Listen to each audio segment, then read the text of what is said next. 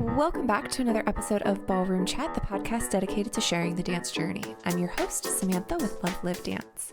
Today, I'm joined by Matt Bielli. He is a professional 10-dance dancer.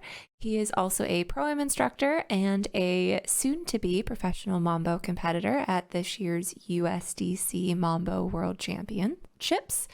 I got to talk to him about his background in dancing the Latin social styles growing up in Italy, as well as his move to the US, his choice to separate his 10 dance experience as a profession and his passion for mambo, salsa, and other Cuban style dances, as well as we just got to talking about his perspective on current rhythm dancing versus Latin dancing in a ballroom dance sport sense, his knowledge and perspective on social Latin styles, and where he sees his future as far as dancing goes, whether he's going to stay as a professional 10 dance sport competitor, or if he sees maybe a migration to one of the other styles in his future.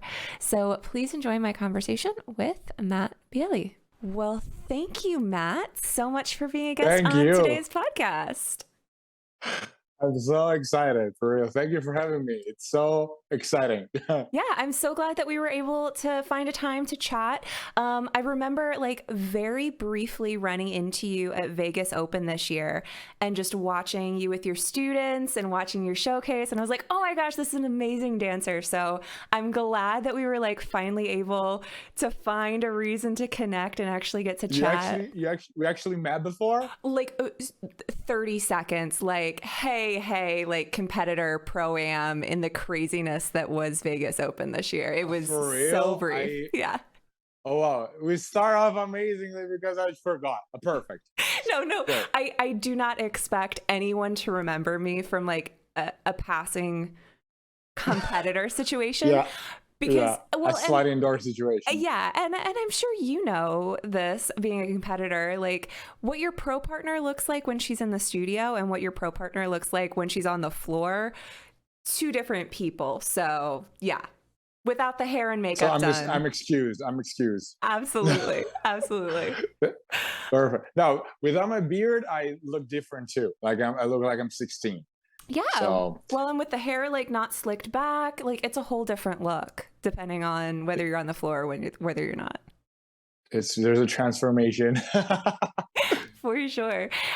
So I know you as a professional 10 dancer, cabaret performer, also Pro-Am instructor, soon to be hopefully maybe Mambo USDC champion. We'll talk about that here in a little bit.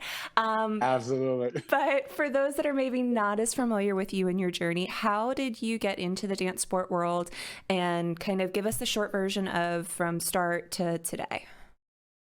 All right. Amazing question. So I used to play basketball because I wanted to be like my father-in-law with Michael Jordan, Kobe Bryant. He had all a stack of DVDs, and I was watching all the classic games and plays and stuff. So I wanted to be like him. But when I was in 4th grade, my team, they didn't have enough kids. So I was around 9 or 10 years old, and my mom was asked to attend an open day for a new dance school in a town next to my town in Italy. And she brought I have 2 twin sisters. They're 3 years younger than me. So they were 6 or 7. And since I was too small to stay home alone, basically, my mom took me with her.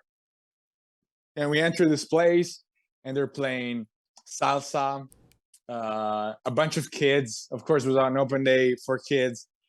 Bunch of kids. Some of them were advanced. I could see that they were dancers. New kids like me. And I fell in love instantly. I was I really like it. I felt it. I think that my mom kind of knew I would have been interested because growing up, my parents would take me to we call them villages, or summer villages. So basically we go to this town on the sea, and there's people dancing, like baby club, and I was always dancing. Like all the line dances, I knew all of them. I really like to dance. So I think that my mom like actually knew I would have liked it, and especially since I just recently stopped playing basketball, she would be like, maybe he's gonna like it, and I actually did. And then the next day, I attended the first group class. So my first dance, the first dance I've ever learned was bachata. Then salsa, merengue, cumbia, and all the other dances. And so that's how it started. Then after 3 years of shows, learning, the Caribbean dances, um, my parents didn't really like the organization of that school. So they took me to another school, one of the biggest dance schools in Italy, still today, really biggest dance school in Italy. And my teacher told me, look, when you dance salsa and bachata, you can get up to a certain level. And if you're not really Latino, there's nowhere else basically you can go. I would recommend you start learning Latin American. So at the age of 13, I started Latin American dancing. A year later, my dance partner was like, I really want to learn liscio. Liscio is like the national dancing that we have in Italy, ballroom dancing, but national, like folk, right? Okay. And it's synonym of old people. So it's like, no, I don't want to do it. Liscio, never. And it's funny because liscio translated in English literally means smooth. Anyway, so liscio, never. Absolutely. No. Like mazurka, polka, waltz. I was like, no. But then I started, and I don't know, something hit me. I was like, wow. And then quickly after that, we started doing actual standard, it's international ballroom, and I really, really liked it. So at the same time, I was doing salsa, bachata, merengue, cumbia, pachanga, all those dances, and I was doing my Latin, I was doing my ballroom. Then I stopped taking lessons of Caribbean dances, and I noticed that Latin and ballroom had much more competitions, much more competitors. So I was always competitive. So I was like, yeah, I want to do where there's more competition. But I never stopped dancing salsa bachata, taking like group lessons and stuff, attending congresses.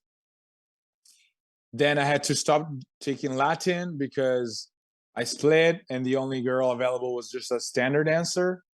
And this was like when I was in my early 20s. So I only did ballroom for a few years, for like 4 or 5 years. Then my last dance partner in Italy, we split in 2018 because there was a lot of problems with my dance my dance teachers. And I've always wanted to move to America. I always wanted to be Dancing with the Stars, do all those things, be a dancer in America. So it was like, okay, you know what? Let's try. So I came to America, and I met this girl, Taya. And it's funny because we met in a place, because I also wanted to quit ballroom. I just wanted to do salsa and bachata because I felt like they were always in me. And I was lucky enough to be around a lot of Cubanos, a lot of Boricuas. So people that really taught me salsa, bachata, mambo, merengue, like the proper way. And I always felt that I had it. So when I moved here, I was only taking salsa, bachata lessons, fusion lessons. Then I went to a studio where they were teaching fusion lessons for people that want to dance in Vegas. So they were teaching lifts, mix of Latin and commercial. And the teacher that day was Taya, was the assistant to the teacher, and the teacher was Armin Way in Glendale. And so we met, and she was like, "You're a ballroom dancer," and I was like, "Yeah, you're a ballroom dancer." And she's like, "Yeah, are you a 10 dancer?" "Yeah, I'm a 10 dancer." So basically the day after that, we had a tryout, and we decided to dance together. And I felt that was a sign from God that I had to go back on track with my 10 dancing, my ballroom Latin. And we basically get to this day. I don't dance with Thai anymore. She's Ukrainian. There's a lot of problems in Ukraine. Her mom is here. She's very sick. So it was too overwhelming for her to do everything.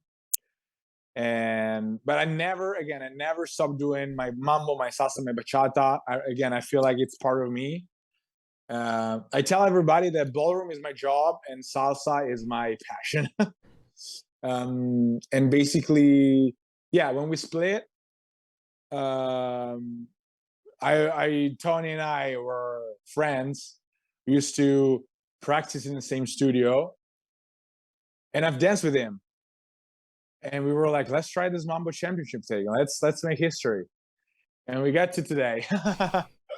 Yeah, that's so interesting, because I feel like it fills in a lot of the questions that I had just looking at kind of your CV, which is how does this 10 dancer in the ballroom world suddenly want to switch to mambo, which is like the fifth dance in American rhythm. Like, how Right. does all of that work together? So it's fascinating to me that to hear that you really started off in the social Latin styles. Is that Right. is that popular in Italy, or did it just happen to be that you were situated near a village that had a dance program that happened to be doing salsa and bachata and merengue? In Milan, salsa, bachata, mambo, merengue, kizomba now are super popular. We have a lot of Latinos.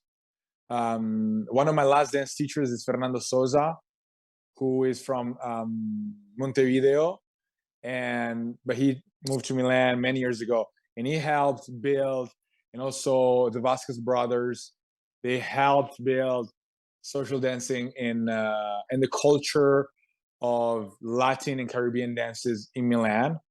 So Milan, there's the biggest clubs in Italy for what concerns, and the most famous with the best artists, the best congresses are all in Milano. So I was lucky to be situated in a place in Italy where it's very popular. If I would have, for example, if I would have to be born in the center of Italy, the center of Italy is very strong for standard. So, for example, Selmi, Gozzoli, they're all from Toscana.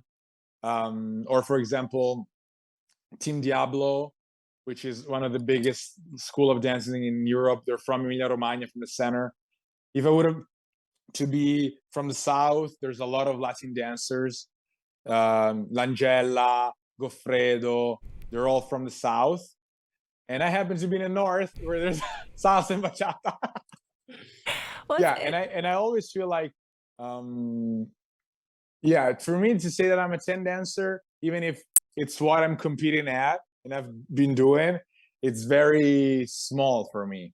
Like I feel like it's just what I'm competing at, but I have a lot of background in salsa and in the salsa world. So it's very big in Milan, to answer to your question. Yeah. yeah, no, I like that. And it is kind of funny how life works out some days where you're like, if I had been born 20 minutes north or south, or if I hadn't crossed the street at this exact time where there was a sign that that said hiring, like my entire life would have been different. So I want to Yes. kind of pick your brain a little bit more about that, like this is my job versus this is my passion. I totally get that. I have students all the time that are like, you dance smooth, what's your favorite dance, expecting me to say like tango or foxtrot, and I'm like, well, I really like rumba at All the of them. moment. Yeah. Which of the 27 is my favorite today? I don't know. This one. Exactly. You said right, today, because today my favorite could be the tango. Tomorrow it's for sure not the tango.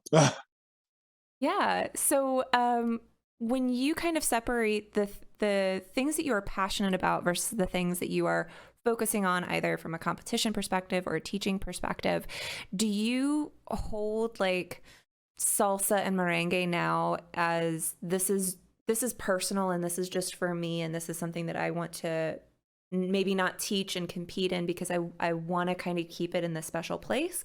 Or are you like, you know what? It depends on the day, what I'm super excited about. So I'm going to teach everything. I'm going to compete in everything. I'm going to dance everything. I'm going to enjoy everything. I love this question. You hit it. I love it. Because when I first moved to America, and it was like, I moved here for good. because I came here, I met Taya, I had to go back, paperwork and stuff, come back here. So when I first moved here for good at the beginning of 2019, I went and watched the California Open 2019. First dance I see is the rhythm final, open final, and they were dancing the mambo.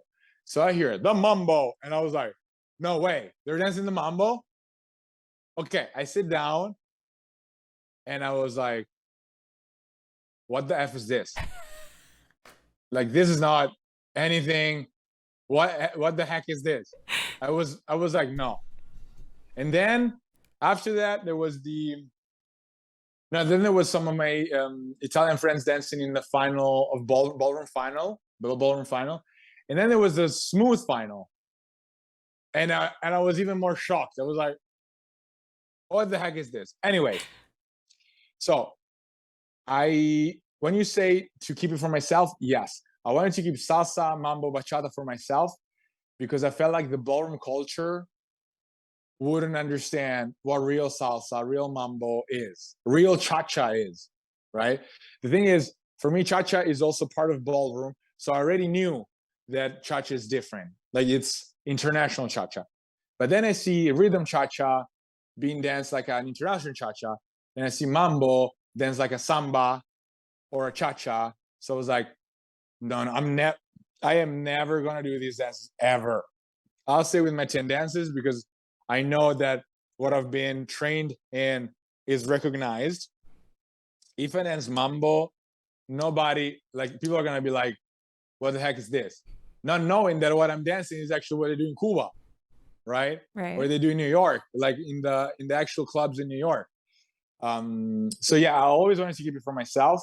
And I was only going salsa dancing at the clubs. Here in LA, there's a lot of places. In San Diego, there's a lot of places. And they dance it like I used to. They dance it like they taught me. There's a lot of Latinos here, of course. So the Vasquez brothers are back here in LA now. Ataque Alemana, which I was taking lessons with in bachata. They used to be here, now they moved to Florida, but they come back here. So here, the community is the original community. But I felt like in the ballroom world, it would be completely misunderstood or not understood and pushed. But then I met Tony, and I was like, you know what? Let's teach these people what real mambo is. He's the instigator of good trouble, that one. Yes, absolutely, yes. Absolutely, yes. So he really was like, you know what? Who cares? At the end of the day, what the judges think about, it's none of our businesses. Like, we cannot change what they think about. We can just dance as best as we can. And Mambo Championship, yeah, it's definitely a big, important competition, but it's not something that's it's not a life or death situation. So even if we're not under the judges' standards, we bring our standards. We bring what we grew up with, and whatever is gonna happen is gonna happen. Hopefully, they're gonna recognize that we want to bring culture, like actual mambo culture, actual mambo songs. I hope that they're gonna like it. But again, it's not like it's up to us. It's so interesting. I feel like this last kind of series of episodes that I've been doing with the podcast, I've been having similar conversations with guests, but from various different backgrounds. So for listeners that are thinking back to just a couple weeks ago when we had Ennio and Terrell on the podcast, they were saying essentially the same thing that you're saying, which is we love the salsa community. What we see on a competition floor is not how salsa is danced in the clubs. What we see on the mambo competition floor is not what we see in the mambo clubs.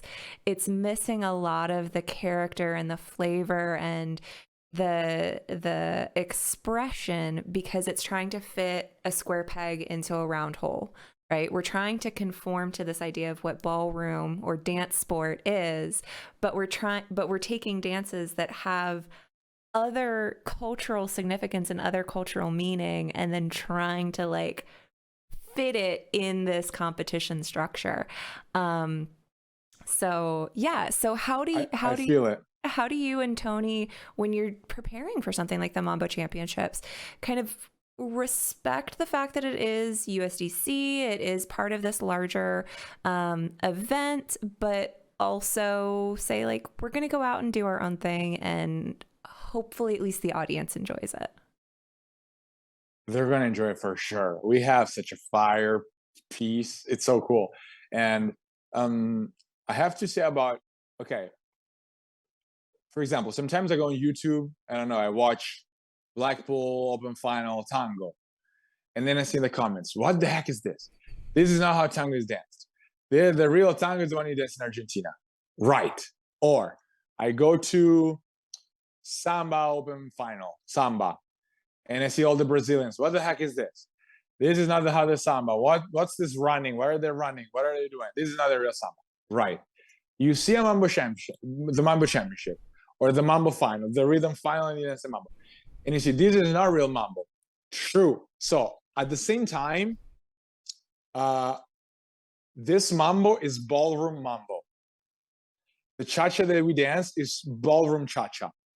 So in a way, I do not expect them to do it the traditional way, but at least I would want to see some characteristics, right? Mm-hmm. So what Tony and I want to show is that you can dance a recognizable mambo for a ballroom perspective, but with the flavor that the mambo really has, like the characteristic. How many judges and how many coaches are telling you this waltz, I don't see the characteristic. I don't see the drive. I don't see the body flight. I don't see the rise and fall. I don't see the upswing, the low. I mean, yeah. Show me the characteristic of waltz or show me the characteristic of tango.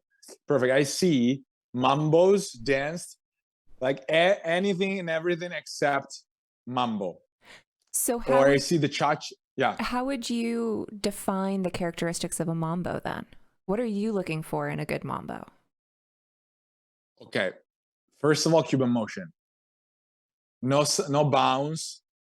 No swing in a sense of like a jive swing.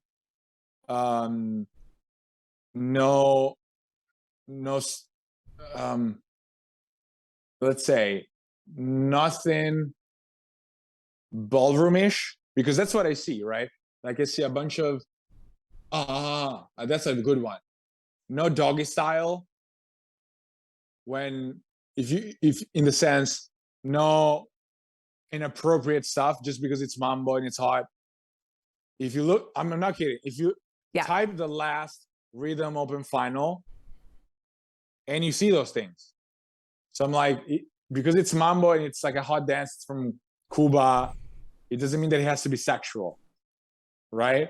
So I would say the characteristics of mambo are to show the Cuban motion and to show the basic characteristics of Cuban dancing. Cuban dancing there's like 50 styles of dancing. There's timba, guaracha, guaguancó, rumba. Like there's so much, and none of this is displayed. It's like saying that you watch, I don't know, an international tango final, and they're not doing staccato, and they're not doing any promenades, and they're doing rise and fall. Like, okay, the frame is correct. Okay, cool. So this, for example, would be like the tempo is correct, but I don't see any technical thing. Why are you just you're gliding? I need to do staccato. Yeah. Mm-hmm. I really see a mambo dance with a lot of samba thing, a lot of bounce. Why are you bouncing? I see a lot of movements that are very appropriate for other dances. Cha-cha, like international cha-cha, international samba. I see a bunch of jive actions, like literally like jive kicks. Right. When there's so much to pull from in the Cuban tradition. There's so many pachanga. There's so many steps you can get your inspiration from, and they're not. Does that answer the question? Of course.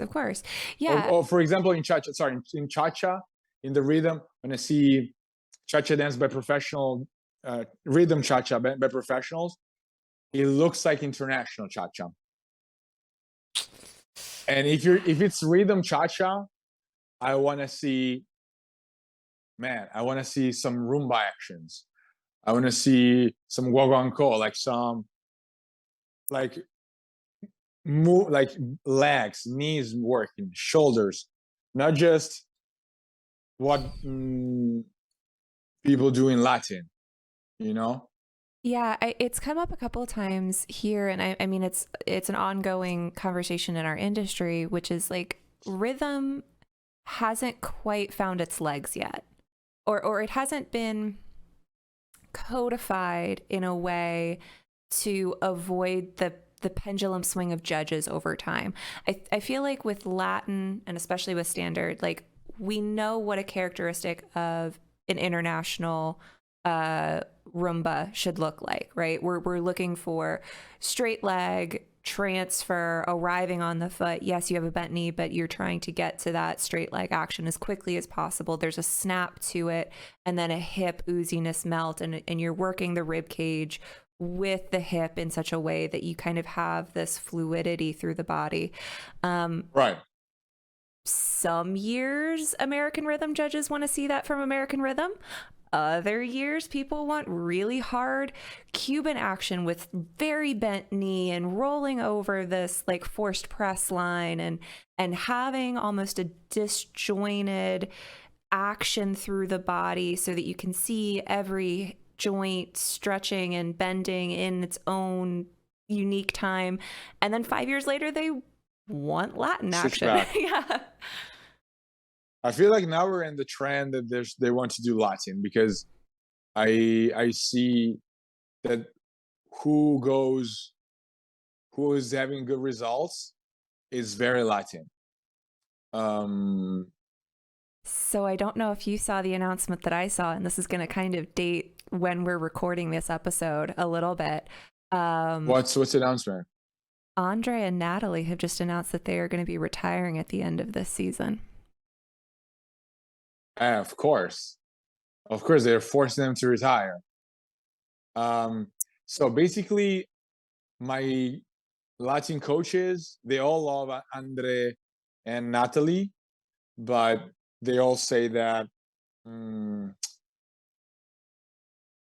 retiring will allow for what you were just talking about, for rhythm to find its own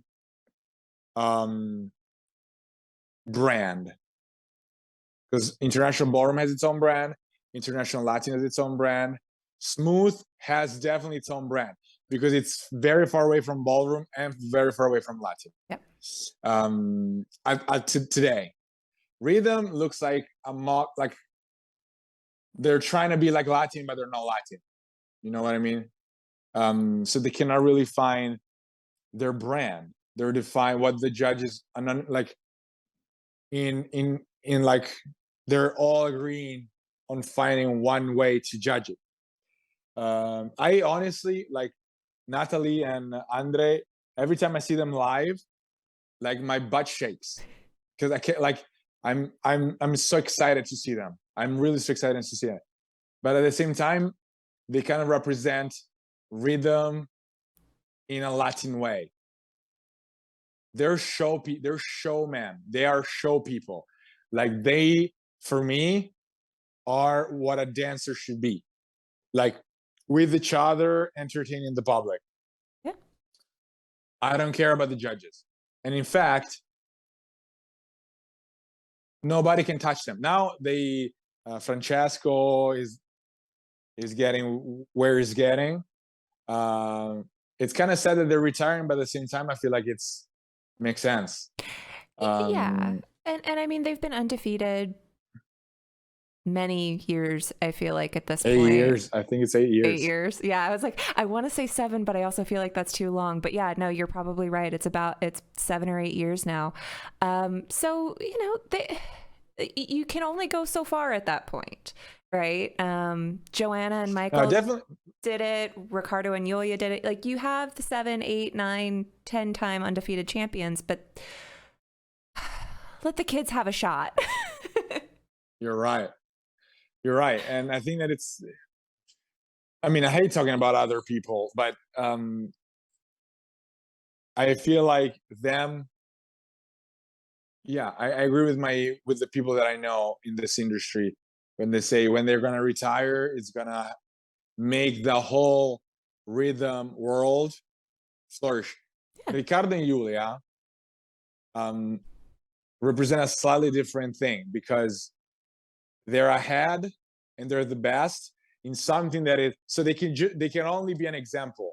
So if it was just because they already hit their 40s, if they were in their 35s, I wouldn't want them to retire ever because still to this day, none in the today's final goes close to them.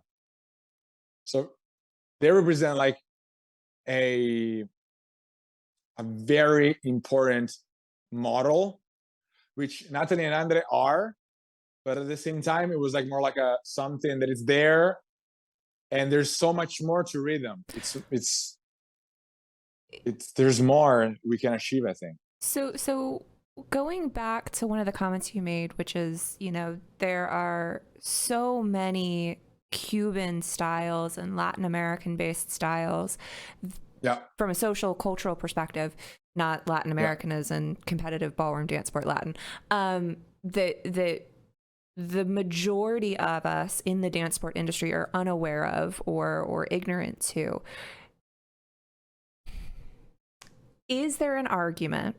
Could an argument be made that perhaps it's time to reevaluate the 5 dances in the American rhythm category and say, okay, if we aren't making a distinction, a clear distinction between swing and jive, if we aren't making a clear distinction in the characteristical difference between international cha-cha and American cha-cha, or international rumba and American rumba as it's danced and portrayed from a story perspective on the floor, is there an opportunity to start bringing in other dance styles to make it a separate 5 dance experience? I would say yes and no. I would say yes and no because again, there's so much to Cuban culture. You can make American cha-cha look completely different. Completely different. The other day I was at Embassy. I had a rhythm student, bronze student, and in the evening there were all the scholarships. And this friend of mine, actually, she was Ksenia, which is Tony X's dance partner. Mm-hmm. She goes out with this man, African American man. His name is Michael. Yep. His cha-cha, I was like, that's the cha-cha that I want to see. That's the cha-cha that I want to see. They were dancing Guaira, which is, I think, one of the most important movement of cha-cha. And I was like, finally. I was like, if they dance, they could be in the open final for the cha-cha. The cha-cha was like, so you can make a cha-cha look completely different. You can make an American rumba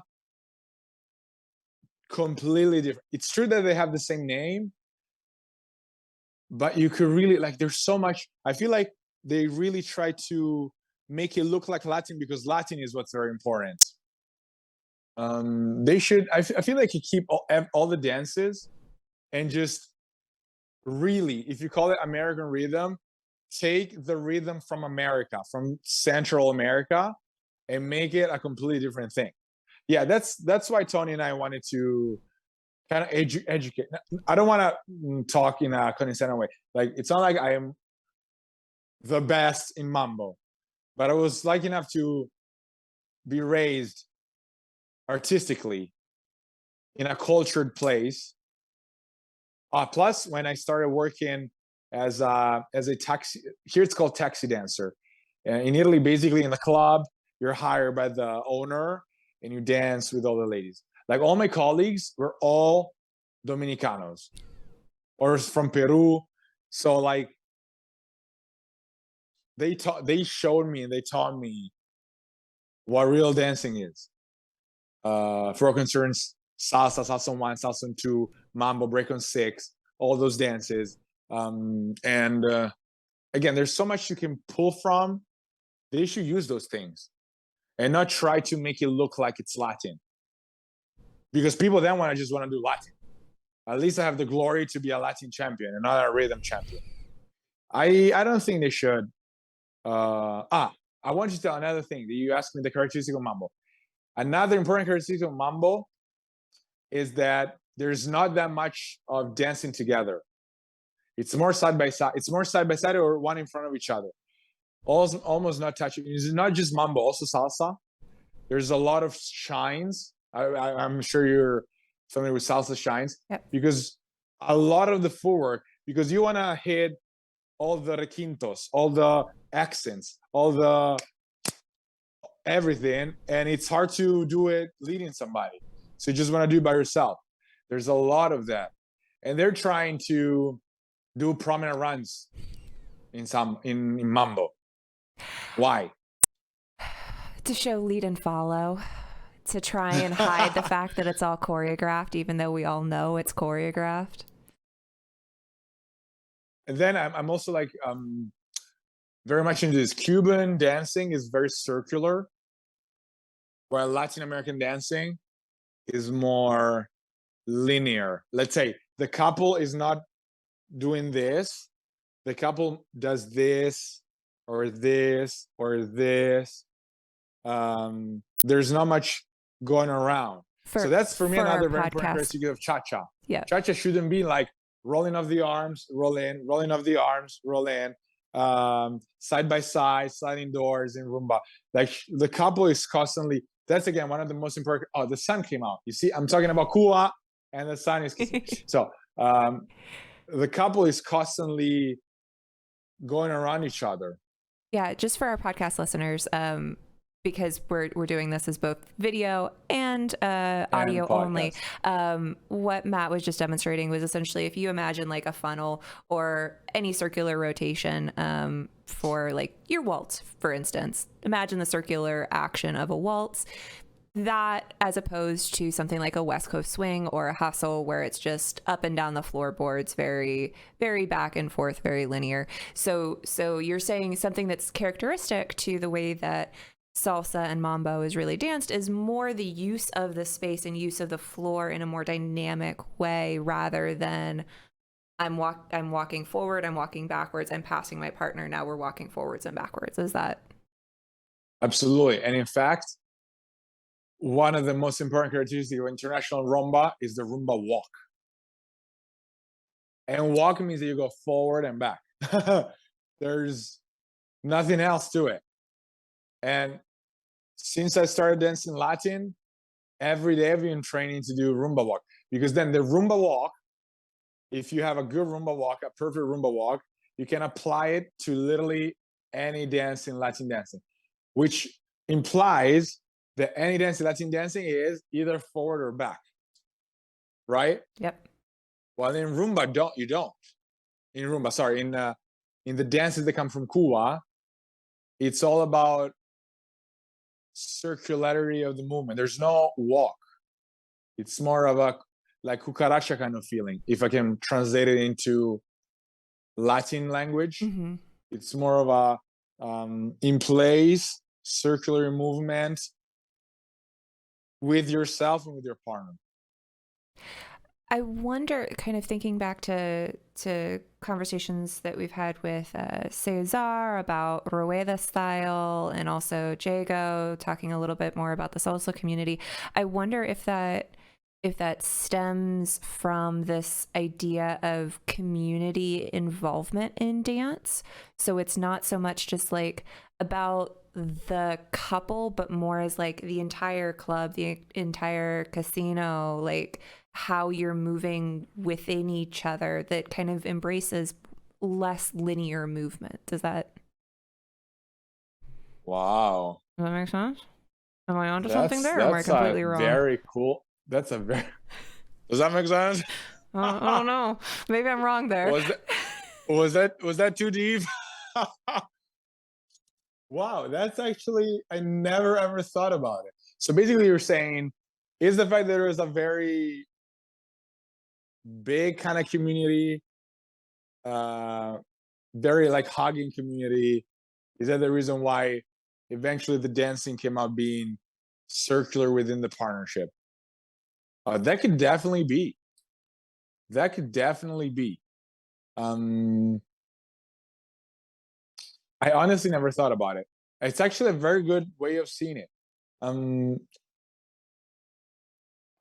I mean, as you were explaining earlier for our listeners, in a way, ballroom dancing has a lot of this going around each other. If you look at the videos from the 50s and the 60s of people dancing the shag, the Lindy Hop, the East Coast swing, you know how like they're jumping around each other. They're little tornadoes. I feel like this kind of, or when you go to Mexico and you dance la banda, their folk dance, they're always dancing around each other. So I feel like I'm not sure if it's something of the Latin American Caribbean culture. I feel like in general, in any culture, there's this feeling of like going around each other. I feel like for Latin American dancing, in my perspective, Latin American dancing is an artificial dance in the sense that they took these dances from Latin America, from Spain, from France, and they just put a lot of ballet technique into this, right? Where in ballet you have to be completely straight lines, and this brings the couple to dance aligned. Does it make sense? Talking about international Latin. International Latin, yes. Because, for example, in ballroom, my ballroom coaches always tell me in ballroom dancing, you either step forward or you step back. There's no side steps for ballroom. So for standard, I know that's what they tell me. So I understand. It works. It works for them. Works for me. But I understand what they say because most of the times in ballroom dancing is about movement. So a side step will stop the movement. So move forward, pivot, move back, or swivel forward and go back. So it's not about the step per se. At the end of the day, the couple is rotating and they're moving around each other, right? Mm-hmm. It's not about the steps. So I'm not saying that the step in Latin, because you can do cucarachas to the side, right? What I'm saying is like the couple is not circulating, like it's not going, because for me, it's an artificial dance. Like they took these dances, they like the cha-cha-cha, and they just put ballet technique into it. They fuse these dances together, kind of like they were breeding a dog. I want a dog with these features. They take the classic dog, the Latin dog, and Latin American dancing was born. I love the idea of describing Latin dance sport as the cockapoo of the dance world. Exactly. Yeah, that's pretty much what it is. It's a cockapoo of two different breeds. You know what I mean? Yeah. So it's not about the step per se. It's about the fact that everything in the couple is linear. Because you want to respect the lines. You want to respect the, you know what I mean? Even the sliding door, there's not even like a full, like there's this. Yeah. There's no, you can make it more rotational, but at the end of the day, I bet you not. At the end of whatever sliding door, you're gonna finish with a line. Yeah, part of me wonders if that's talking about kind of the manufactured aspect of it. If it's a readability thing, like from a judging perspective, it's much easier to see like how two people are interacting if you only work in one plane. But that kind of goes out the window when you look at something like standard or smooth, where we're constantly rotating around each other. Exactly. So, No, I don't think that's the reason. yeah. I'm just trying to think that probably they were trying to make it standard for everybody. Standardized, yeah. So they were trying to have a manual with a syllabus. But again, this is 70 years ago now, maybe more, maybe now maybe 100. It's 100 years ago when standard and Latin started to, after this First World War, when it wasn't social dancing pretty much anymore. It started to be competitive dancing. I think that we're just trying to make it the same for everybody. I guess that's the reason. Yeah. Another characteristic, because my brain is processing right now. A cool thing about dancing in Cuba is that they have a lot of relationship with the floor, in the sense that they use not just side and forward as dimensions or going around. They go on the floor a lot. Not just they roll on the floor. There's one couple, very famous finalist couple. They're always on the floor.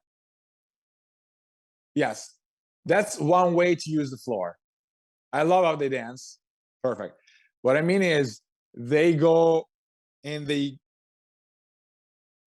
project to the floor a lot. There's a lot of dancing towards the floor. So kind of like a third dimension. So it's not just this and this. It's also using the depth. Yeah, which is a different way of saying, or a different concept than dancing down into the floor, which is something that I heard a lot of when I was early training in rhythm style, talking about like that harsh Cuban action or that manufactured Cuban action is like really try to dance below the floor, put all of your weight and all of your energy down underneath the floorboards, which makes you very grounded. It also kills your feet after 40 hours. Oh, absolutely. Again, makes sense because that's what they want to see. That's what they've been taught. So they they keep on passing down to new generations this being grounded, settled. It works for Latin American, international Latin, So yeah, definitely grounded, and I think that works for every dance. But in using the floor, in the sense that if you think that most of the dances from the Caribbeans were born in moments where people were slaves or they were in prison. So for example, why in the cumbia or in some steps of mambo or salsa you have to slide one foot? Because it comes from when people were in prison and they had the ball of iron, of lead, whatever, and they could only slide the foot to dance. Or a lot of steps in mambo, salsa cubana, where you have to cut the grass or you mop the floor, because they were born when people had nothing and the only way to cheer themselves up was to dance. So many things that they can take from and they're not. That's the only thing. But now I'm getting interested. Now that I'm not dancing 10 dance anymore, and I started with like deeply into this mambo project with Tony, I see ballroom dancing, so standard and Latin, with a completely different set of eyes. Like I can see how so many things are not natural at all. Actually, most of it is not natural. It's amazing the light bulb moments that you start having when you start asking a simple why, right? Like, why do I do this? Why are we being taught to do a certain thing a certain way? Or why did I just tell my student to do this thing a certain way? Is it grounded in something? Maybe it is, and that's great, and then we keep it. But if you can't figure out the why, it's like it starts to gnaw at you, and you're like, I need to find someone that understands why it is the way that we're doing it. I really would like to know why. I mean, I know, and all my coaches, they're telling me it's all about beauty. From the outside, people have to see beauty, and there's different contrasts to beauty. There's roughness with grace, and there's a dynamic, and then slowing down. But at the end of the day, everything has to look beautiful. Like it has to be beautiful, balanced, elegant. So probably makes sense why everything has to be both in ballroom and Latin within a certain sets of steps, and everything has to be following some certain lines. But that's for ballroom and Latin. I feel like rhythm can take its completely different path.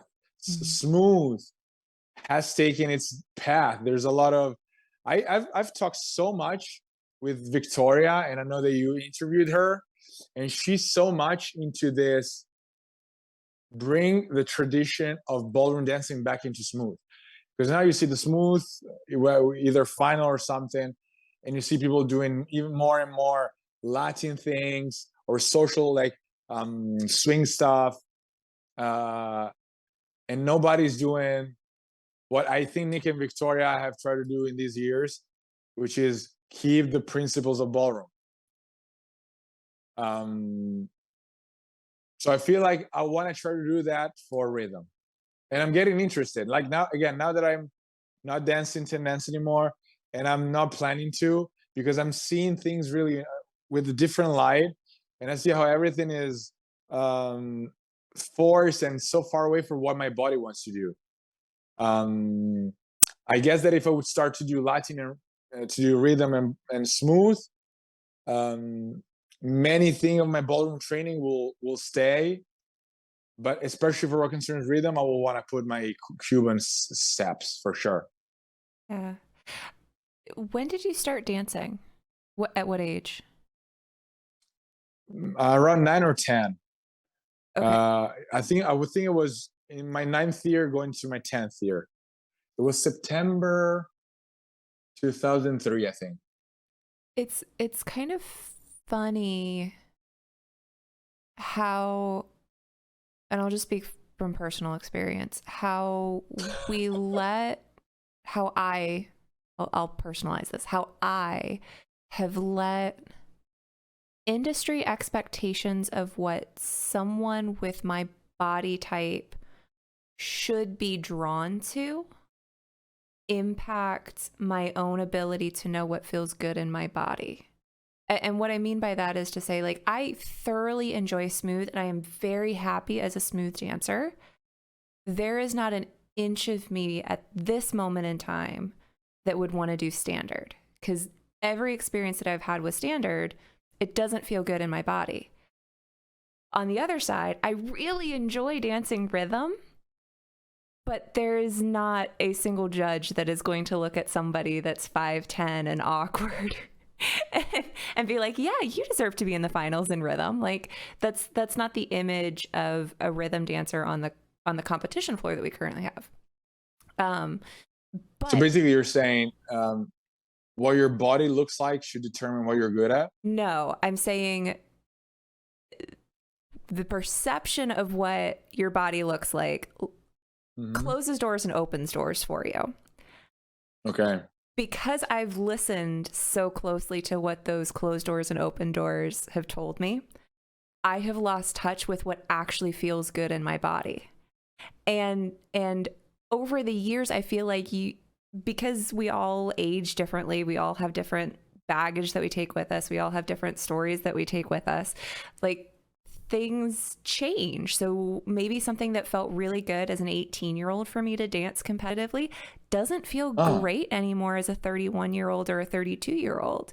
So I love the fact that you're like taking a step away from 10 dance and being like, I'm really enjoying Mambo now, and I'm liking performing it, and I could see myself competing in rhythm if I do it in a different way, because it feels good for me. And that's what I want to do, instead of continuing to focus on something that maybe the industry sees me being good at, but isn't necessarily where my heart's taking me at the moment. I absolutely agree with you.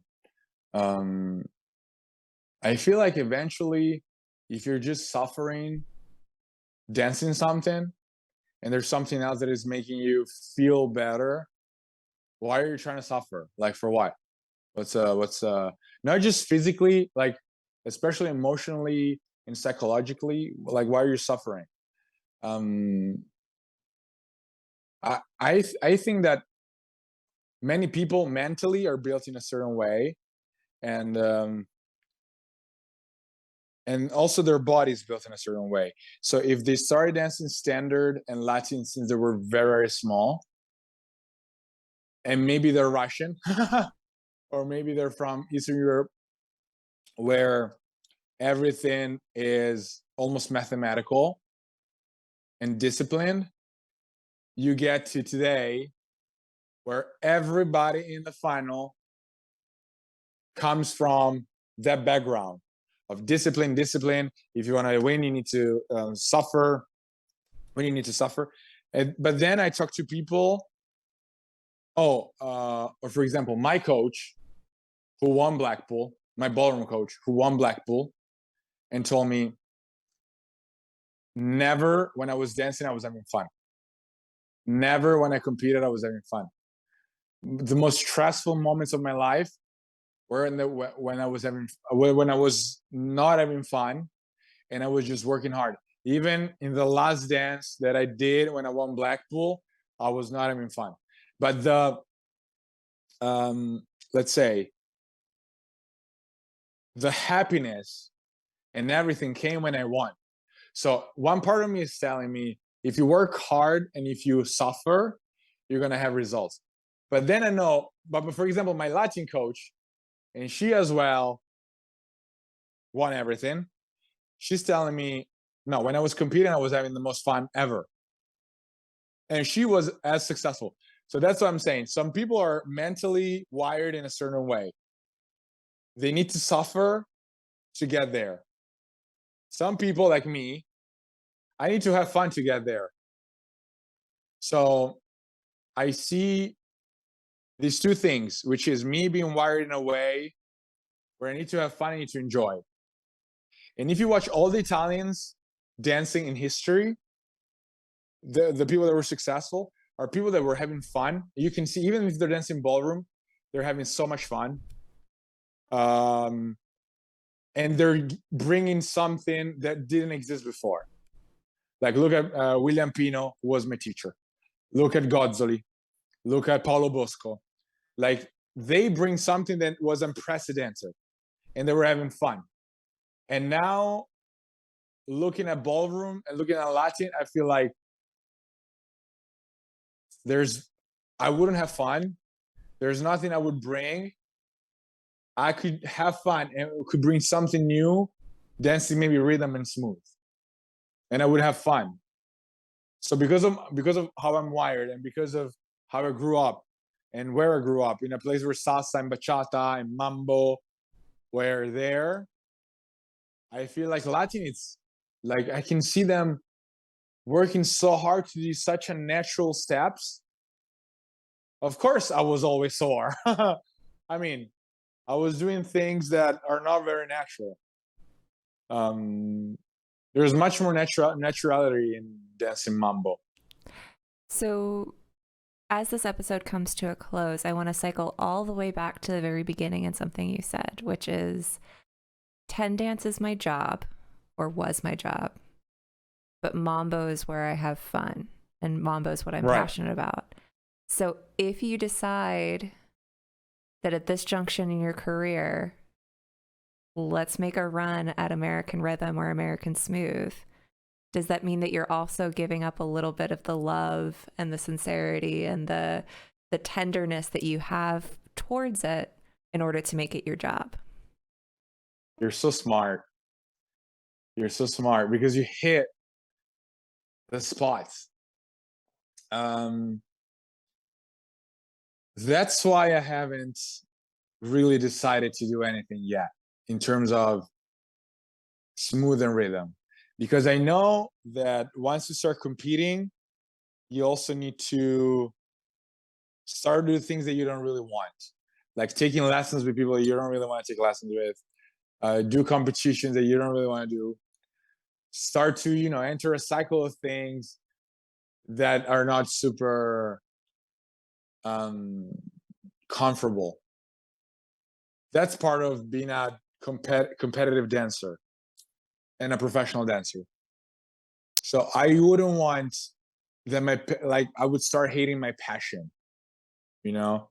Because if I decide to do dance rhythm, which truly makes me happy, and then it's all ruined by this whole, let's call it politics, by this whole stress of competing. Because now mambo for me, it's competition, and it's so stressful now. So I'm not sure. If I will decide, it means that I will have matured in a way that I will never lose my passion, and I will actually put together work and passion. I do love ballroom. I do love Latin. I'm still dancing it. I'm doing shows, my students. So I forever. I like to dance. I like to dance anything. It just so happens that mambo and salsa were part of my childhood and my imprinting into. I mean, there's a funny story. When I was doing my first competitions in salsa bachata, my teachers were from Cuba, two siblings, and now they live in Miami. Two siblings, super fun kids. So we do our little competition. At the end of the comp, they announced that there's a show from a famous Latin American couple, world champion, Italian champions, world champions. They walk in, and they're gonna dance for a rumba. And both these two guys, they're twins. They turn around and say, "Oh, now we're gonna see the rumba. Now we're gonna see the real rumba, rumba, rumba, rumba." And they play an international rumba, which, first of all, that music, that genre is called bolero. So they were like, "This is a bolero, bolero, bolero." And then they danced this weird dance, and they were like, "What the heck is this? What the heck? This is not rumba," because they taught me that the rumba is a completely different dance, right? So they were shocked. And then years later, when I actually started dancing rumba, I was like, that's what they were dancing. They were dancing this weird straight leg dance. So to recap, before I decide to do it, I want to make sure to actually dance smooth and rhythm. I want to make sure that I'm in a place mentally where anything that happens is not going to affect my passion. I like that. I think that Are you competing? Are you still are you competing with well professionally? Yes. So kind of quasi yes. The yes sounds like a no, but that is a I am competing professionally with an amazing friend of mine, Christian Alva. We've gone to a whopping 2 competitions thus far this year. So we made our debut in Pro Smooth, and then we followed it up with a subsequent event. But we are attempting to only compete for fun and to avoid all of the political drama that we can possibly do. So we're competing because we want to learn from it, because it's part of the dance journey. And if we have students that are interested in competing a little bit more frequently. So doing that in addition to taking students is kind of the ultimate goal. But we are trying to avoid all of the stress and all of the subtext that you just talked about. So wish us luck on that. Absolutely. I mean, I wish you guys are gonna keep dancing in that way, because really it's hard. I mean, I don't know if you're competitive, like you're a competitive person, and you are. Just a teeny tiny bit. I'm just a little type A, like compulsive. So you're a lot of, You're a lot competitive. So that means that it's even harder for you to just keep it as for fun. Oh yeah, the 'Cause a little behind the scenes for folks. Both the first competition and the second competition, I apologize to anybody that I might have run into, because the 5 minutes where everyone out, like all of my fellow competitors, my partner, they're all in the back of the ballroom, like stretching and warming up and going through their routines, and I just have both of my hands on the back of a chair, like with my eyes closed, looking at the ground, and I'm repeating to myself, it's for fun, it's for fun, it's for fun, it's for fun, because otherwise, like, the anxiety and the stress of competing and performing would have totally like knocked me out of the game. So my mantra for all of these events now is like, it's for fun. You're doing this because you enjoy it, and it's for fun. And is it working for you? Yeah. Do you feel like it's working? Yeah. I mean, we're only 2 in. Ask me again in another 6 months. All right. What comps did you do? So we debuted at Colorado Star Ball, and then we just got back from NV Ball.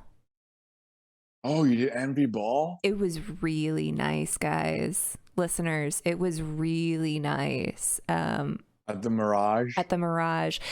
Not the best hotel rooms, but that's because the Mirage is ancient and it's desperate for a revamp. But the way that they set up the ballroom, Vartan and Lana, it was... But wait a second, because you were in the lower level of the Mirage, yeah?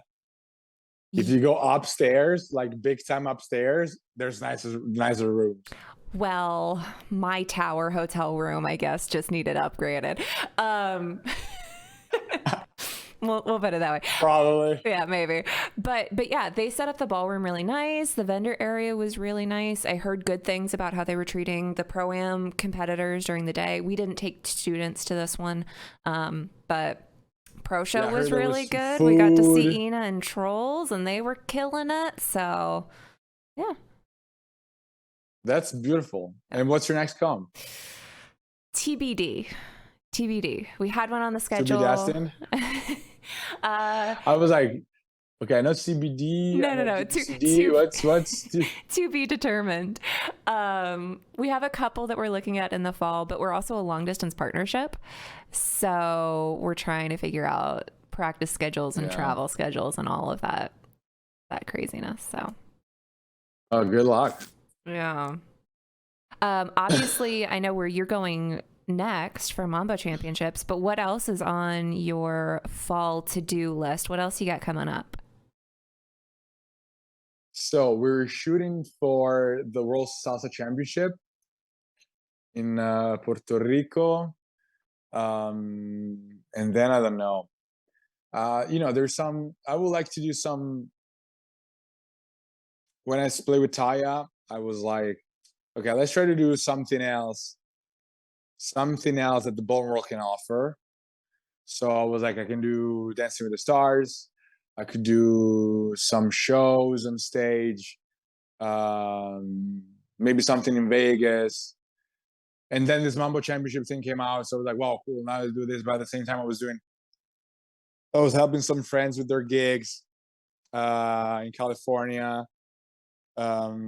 So I don't know. I really don't know. And then I post a video of Tony and I doing that little salsa. The Jack and some Jill. Some judges were like, you should do rhythm. You should do rhythm. Why don't you do rhythm? You should do smooth. So I know that I could do anything. I know that our brain is wired to just choose something and then redirect rather than being in this gray area of I don't know what to do. Should I do this? Should I do that? I don't know. Let's wait. So I feel like if I want to start dancing smooth and rhythm, I have to start with the beginning of the season. But you never know. It's not up to me at the end of the day. Like, what's gonna happen? I tried to do Dancing with the Stars and it didn't work. And my teacher, who's been a Dancing with the Stars for 15 years, told me, you know what? I think you're lucky that you didn't get in. All right. Mambo Championship probably is the best thing you should do now. My ballroom coaches were like, Yeah, one of them was like, you probably should do ballroom, and the other one was like, do whatever your heart wants to do. So I was like, okay, I'll try to do anything I can. Yeah. We will see. It's life is so exciting. Like you can literally do anything you want Yep. when you stop. And I was talking to Tony about this 2 days ago. When you stop living in fear and feeding into fear and actually be like, who cares? Do anything you want. You're gonna be successful anyway. It's gonna be amazing anyway. So I really like where I am right now. I'm very excited. That's I awesome. am. I wish you could see us at USDC. I I imagine there will be a video or two posted online. I have to believe that someone's going to record it either professionally or on their iPhone, and that video will make its way around. Yeah, but when it's live, it's better. I know. USDC was not in the cards for us this year, but at another event at some point, I'm sure our paths will cross. It's even possible that we're gonna dance our mambo routine at some, maybe show dance comp, just to participate in some. I don't know. We might. Who Do it as a knows? showpiece at Ohio. Mm, is it possible? Sure. Right? They've got to have I they've don't got to think they have a have show dance. solo or theater arts or cabaret. I know it's not technically theater arts or cabaret, but like who cares? Do it. I don't know. We should look into it. I don't know. It's interesting. I don't know. I don't know what we're gonna do. Let's accomplish this mission, and then we will see. Whatever. Not too much pressure, just a lot of fun. It's gonna be interesting to see the judges' reaction when a male couple will dance on the floor of USDC. It's gonna be interesting. I'm very, for a few nights in the past month, I haven't slept because I'm so excited to finally do something that I want to do, and not just because Mambo they dance the karaoke step or their prominent run. It's not gonna be Mambo. Yeah. I'm so So excited for you. I can't wait to see like the end result, and uh I want to see you guys dance like everywhere now. I'm excited. I'm very excited. I really hope you're gonna see us live. Tonight we perform at the Granada in LA, which is a historical club, um, and we will see. I know for sure that if I will start doing rhythm, I will call Natalie and Andre, and I want them to coach me because I really they're show like they're literally they're show people, Yeah. and I'm gonna miss them because the way that they light up the place. I want that when I perform, I'm like them for real. Um, so I'm excited to see them doing their last dance, I guess, at USDC. I'm excited to do my first dance at USDC as a mambo dancer. So much to unpack. It'll be an exciting week for sure. Well, awesome. Well, thank you, Matt, so much for being a guest on today's podcast. Thank you so much. Thank you so much. Thank you once again to Matt for being a guest on today's episode. If you want to follow along with his dance journey and support his dancing moving forward, you can do so using the links in the description box below. As always, I'm Samantha. I've been your host with Love.Live.Dance. You can follow the Ballroom Chat podcast on Facebook and Instagram at Ballroom Chat. You can also support the podcast if you wish to do so by becoming a patron at patreon.com. Just search for Ballroom Chat. We occasionally post behind the scenes interviews as well as additional information over there, and it really just helps support furthering the dance conversation with as many dancers as possible. So we really do appreciate your support. If you have not already done so, please do make sure that you hit the like button, follow button, or subscribe button, depending on your platform of choice, as well as maybe consider giving us a 5-star review on Apple Podcasts. It helps us further our reach when it comes to sharing various dance journeys in the dance sport world. And as always, stay safe, stay positive, and we hope to see you dancing very soon.